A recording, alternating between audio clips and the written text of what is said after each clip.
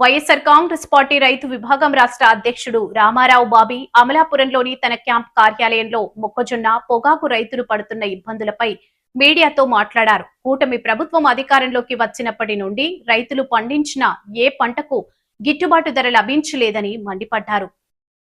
Triple engine సర్కార్ అని చెప్తున్న ఈ ప్రభుత్వం రైతుల్ని మొక్కజొన్న రైతుల్ని గాలికి వదిలేసింది. పక్కన తెలంగాణ రాష్ట్రం, ఈ పక్కన కర్ణాటక రాష్ట్రం రెండు కూడా కేంద్రంలో ప్రతిపక్షంలో ఉన్న కాంగ్రెస్ పార్టీ నాయకత్వంలో నడుస్తున్న రాష్ట్ర ప్రభుత్వాలు. అక్కడ ఆ ప్రభుత్వాలు 2400కి మొక్కజొన్నని కొనిపిస్తూ ఉన్నారు. ఇక్కడ మనల్ని ఆదుకోవాల్సిన ప్రభుత్వం గాలికి వదిలేసింది. రైతులు మంత్రి దగ్గరికి వెళ్ళి ధర్నా చేసి రిప్రజెంటేషన్ ఇస్తే మా దగ్గర డబ్బులు లేవు, మేము కొనలేమని చెప్పి చేతులు ఎత్తేసిన పరిస్థితి మనం చూస్తూ ఉన్నాం. అలాగే కోకో గత సంవత్సరం కేజీ 1050 రూపాయలకి అమ్మితే మాది క్రెడిట్ అని చెప్పుకున్న ఈ ప్రభుత్వం ఈరోజు 260 రూపాయలకు కూడా కేజీ కోకోను కొనట్లేదు. మరి దీని క్రెడిట్ ఎవరు తీసుకుంటారు? చంద్రబాబు నాయుడు గారు, మేము మిమ్మల్ని రైతుల తరపున అడుగుతూ ఉన్నాం.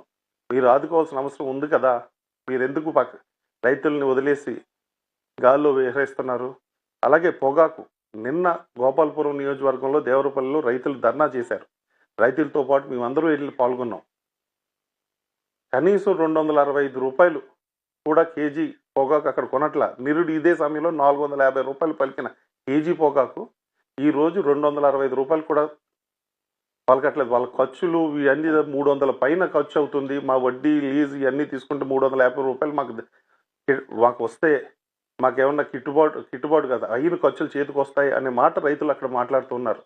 కానీ ఈ రోజుకి కూడా కొనుగోలు పూర్తి స్థాయిలో మొదలు కాని పరిస్థితి. 85 మిలియన్ల కేజీల పొగాకు ఈ రాష్ట్రంలో పండితే ఈ రోజుకి 1 మిలియన్ కొన్నట్టుగా నిన్న టొబాకో బోర్డు అధికారులు చెప్తూ ఉన్నారు. ఇంకెప్పుడు కొంటారు? ఎందుకంటే రైతు హార్వెస్ట్ చేసిన తర్వాత అది నిల్వ పెట్టుకుంటే దాని క్వాలిటీ తగ్గిపోతే వచ్చి ధర కూడా రాదనే భయం రైతులు అక్కడ వ్యక్తం చేస్తూ ఉన్నారు. అక్కడ నిన్న రైతు ఓ మాట అన్నాడు, చాలా బాధ కలిగింది ఆ మాట వింటే.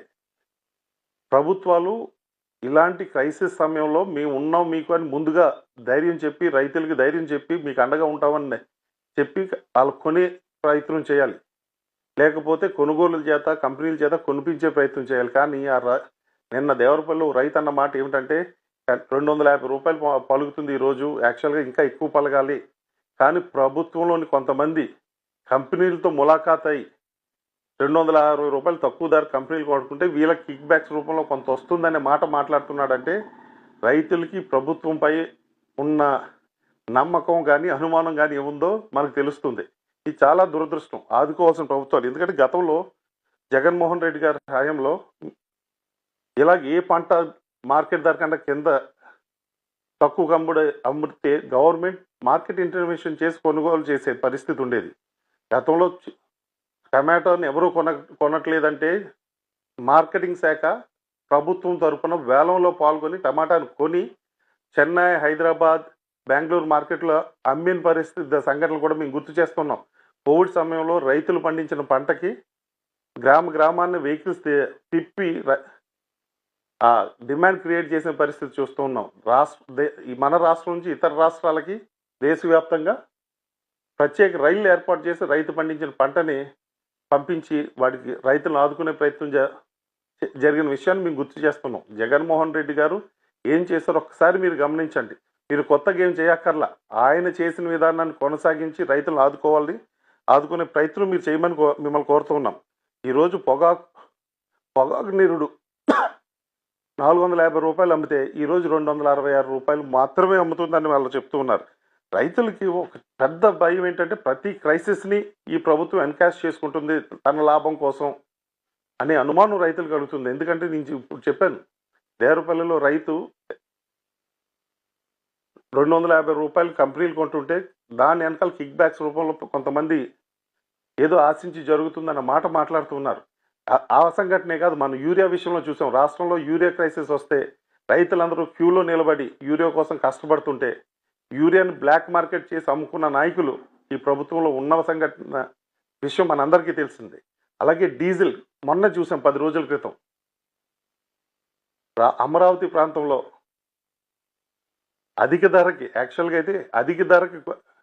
వర్కులు దక్కించుకున్న కాంట్రాక్టులకి మరింత లబ్ధి చేకూర్చడం కోసం మన రీటైల్ అవుట్లెట్ నుంచి డీజిల్ని అమరావతి కాంట్రాక్టులకు తరలించమని చెప్పేసి మన రాష్ట్ర ప్రభుత్వం తరఫున అధికారులు ఆయిల్ కంపెనీకి లేఖ రాసిన విషయం బయటపడింది. ఎందుకంటే వాళ్ళకి ఇండస్ట్రియల్ లైన్లో సెపరేట్గా డీజిల్ అందుబాటులో ఉండే సిస్టమ్ అక్కడ ఉంది. నియమ నిబంధనలు అన్నీ పక్కన పెట్టి డొమెస్టిక్ పర్పస్ మన వాహనదారులకి చౌకగా వచ్చే రీటైల్ మార్గంలో 98 రూపాయలకి అందివ్వమని. ఎందుకంటే ఇండస్ట్రియల్ లైన్లో వెళ్తే 130 రూపాయలు డీజిల్ పడుతుంది. తక్కువ ధరకు వాళ్ళకి అందించాలని నియమ నిబంధనలు పక్కన పెట్టి ఈ ప్రభుత్వం లేఖ రాసిన విషయం మనకందరికీ తెలుసు.